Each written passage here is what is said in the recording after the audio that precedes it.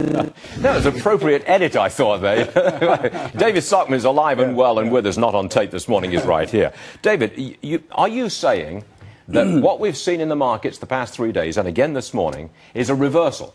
All the markets are going down, and we're going to stay down. You saying that? Yeah, I mean, people shouldn't be surprised. This was predictable. We have had essentially a lunatic monetary policy for the last 5 years. Remember, when Lehman happened in September 2008, it had taken 94 years to get the Fed's balance sheet to $900 billion. Today, it's $3.5 trillion almost. Bernanke has been flooding the system with money. It is not going to stop. Okay. But what I'm saying is it has caused massive inflation of financial assets, distortions, chasing for yield everywhere into risky asset markets around the world, EM, real estate, junk bonds, you name it. None of this was sustainable. So is time up on all of this? I think time is up. Exactly. It is now. Now is the reversal. It's inevitable that this massive bubble that's been inflated for 5 years of panicked monetary expansion and money printing will unwind, and it's going to take everything down with it over a period of time. So this is all your fault. You come on this program and you say everything's going to go down in heaven. Now, wait a second. There's another element in the news today, and that's China.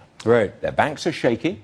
Their central bank says, yeah, we're not going to print a ton of money to bail you out. What do you make of that? Well, they've been printing a ton of money, just like all the other central banks of the world. In other words, this isn't uniquely a Fed problem. All the central banks of the world have been expanding their balance sheets. If you go back and look, you can see that in 2000, all the banks of the world, central banks, had $1 trillion of balance sheet combined. Today, it's $15 trillion. All of them have been printing money at this fantastic rate. We've created bubbles all over the world. China is the greatest bubble in human history. Even their new leadership recognizes that and is beginning to make tepid, tentative steps to try to rein it in, just as the Bernanke Fed finally realized it had to do last week. So I think this is a global adjustment. Look at in Japan. The great money printing spree they were going to have is already, hitting the rocks in many ways. This is real doom and gloom, David. Well, it's not necessarily doom and gloom. It's a... but it's all markets down.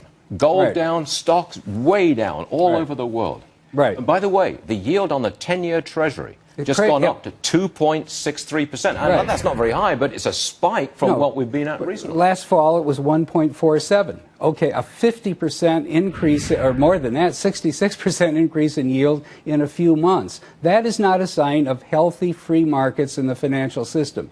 That is a sign of markets that are part of a casino that's been entirely dominated, fueled, manipulated by the Federal Reserve and the other banks of the world. It isn't sustainable. Sooner or later, the central banks lose control of the markets, and then you have chaotic adjustment. You have yo-yo markets. You wake up and find the stock market in China is down 5% overnight, or Japan is down 9% overnight. What we like on this program is clarity. Yeah, telling it, and you're very clear on what you've been saying. This is a gigantic bubble because of all this money printing, $15 trillion worth all the way around the world, and now the chickens have come home to roost. That is your analysis. I think that's right. Now, a lot of people who come on the program are in the bubble. They believe in central bank, management of the economy. I call it central bank monetary central planning. Somehow, notwithstanding all of the bubbles that have collapsed in the last 15 years, dot-com, housing,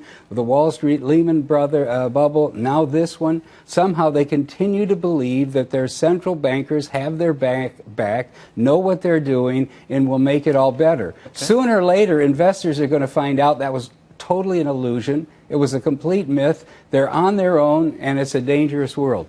David Stockman, why don't you stay right there? We're going to get